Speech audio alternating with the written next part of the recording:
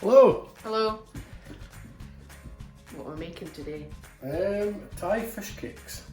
I can't remember what they're called in Thai. I'll put it up on the screen. It's like something Pla. Pla's Thai for fish. Okay, we'll get going in a minute. First I'm going to try this new product from Brewdog. They used to have a stout called Jet Black Heart. Now they've got a new stout called Black Heart. Don't know what's so different about it, but it's some beer.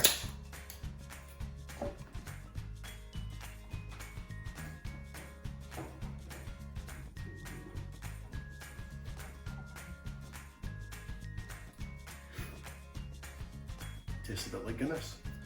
Oops. Okay, first thing we'll do is we'll get our sweet chilli dipping sauce on. That was easy for me to say, and it was only a mouthful. You would use a red pepper or a red Thai pepper, but all I had was a yellow pepper. So 1 yellow pepper, 3 bird's eye chilies, 3 cloves of garlic. I know they look manky, it's because I keep them in the freezer and they've defrosted. 1/3 of a cup of rice wine vinegar, and 1/2 a cup of sugar, some water, and a little bit of fish sauce, and I'm going to put it in here and I'm going to blitz it. I'll come back to that. Okay, so I've got all the ingredients that I mentioned in there. You could put them in a liquidizer or a food processor. I'm just using the stick blender. I've added a cup of water and a dessert spoon of fish sauce. And it's just a case of blitzing it, but you don't want to blitz it too finely because you want to have flecks. Always helps if you switch it on. Okay, so that's just a quick blast of that. You don't want it to be too fine. If you were using red, then it would be red, but I'm not using yellow. So you put that in a pan. You want to get that on. And put that on a low to medium heat, and you're going to let that simmer and reduce and thicken, and the sugar will thicken it. And then we've got on to the fish cakes. Okay. So for the fish cakes, you need some Thai red curry paste. I've just bought some, you can make your own. Then you need 1 kind of heat dessert spoon. Well, you don't need a food processor to make this. You could use a large mortar and pestle, which is probably how they traditionally did it. More than, not probably, definitely, because they didn't have electricity. But that's a lot easier and more consistent. Cut some kitchen scissors and just chop up the fish. But you need, I've got 2 large kind of haddock fillets that I've washed and drained. And a good tip for when you're using fish, cooking with fish, sprinkle it with salt and leave it for 20 minutes and give it a wash and dry. It firms up the flesh and you get a better texture. So I'm just going to cut this up into pieces and put it in there. Okay, so once you've got all your fish in there, you add 1 egg yolk. This is going to help to bind it. I'm just going to add some pepper. I'm not adding any salt because I've kind of pre-salted the fish and I like pepper. You want your fish to be nice and cold because the processor is going to heat it up effectively because of the friction, and you just put the lid on and blitz it. You want it to be a really smooth paste, but leave it longer than you might anticipate because it will help sort of build up the proteins and that, and it'll thicken it. Okay, so while this is on, we'll do the next stage. Right, so while your fish is blitzing, not Dasher or Donna. While your fish is blitzing, you want to prepare the vegetables, herbs, etc. that are going into it. Now obviously this isn't blitzing just now because you wouldn't hear me. But what you want is a good handful of beans, French beans, string beans, whatever you want to call them. A good handful of basil, ideally Thai basil, and you want 4 or 5 kaffir lime leaves. Now I buy these frozen from the Asian supermarket. and keep them that way. And I'll show you how to prepare these things.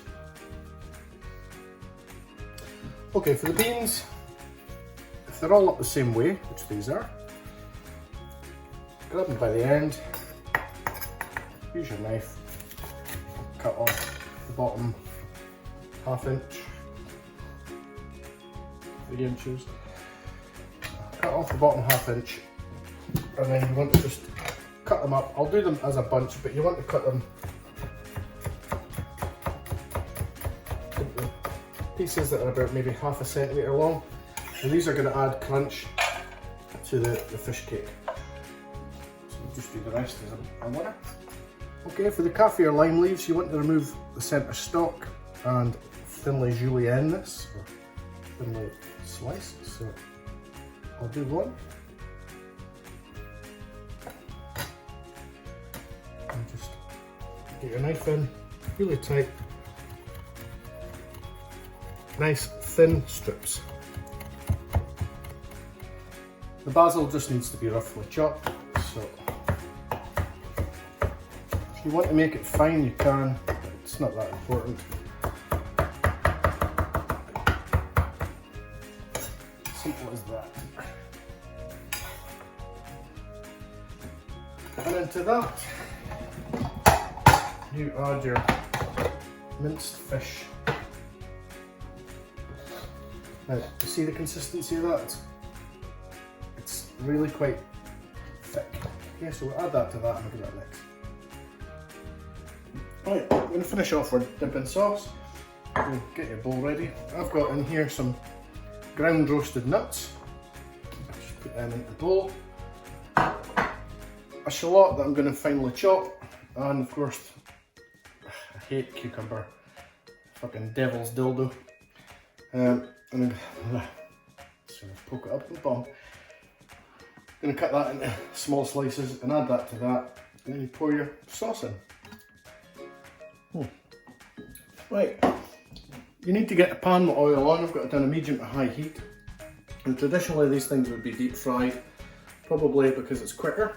It's a street vendor thing, but shallow-ish frying, just in Kunsel oil. You don't want to have fancy olive oil or anything like that. And just to check the temperature, just get a small amount of your fish paste,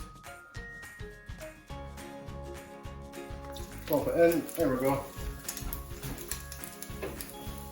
We can tell that that's going to be okay. So put that to one side. Right, it's important at this stage that your hands and your spoon are wet, because otherwise this stuff's going to stick to you like shit to a blanket. Okay, but you're also putting something wet into hot oil, so you're going to have to be very careful. I'm not going to do much more speaking. I'm going to put the fan on and get on with this. You fry them in batches, 2 or 3 minutes each side, flip them over using a palette knife or a fish slice, and then into a plate or a dish lined with kitchen paper. Okay, so at this stage you need to remove any jewellery, put it to one side, and you're going to have to wet your hands, wet your spoon, and you want a decent sized ball. You don't want to make them too thin. I've heard people saying that they're a bit thin side in Thailand. Put them into the pan, away from you. You want to stand away from the camera. Okay. And I'm going to make these quite thick, just to give them a bit more texture.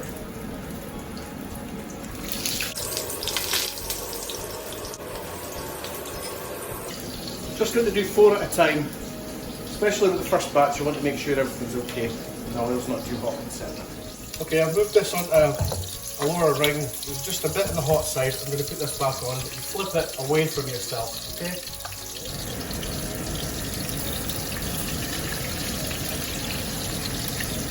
You want to make sure they've got a nice colour in them, and they will puff up a little bit.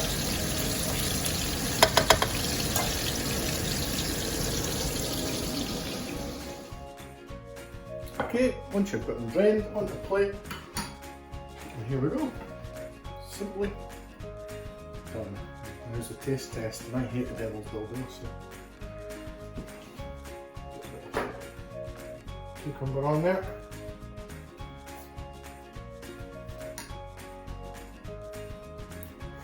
Mmm. Apple crap is cooking.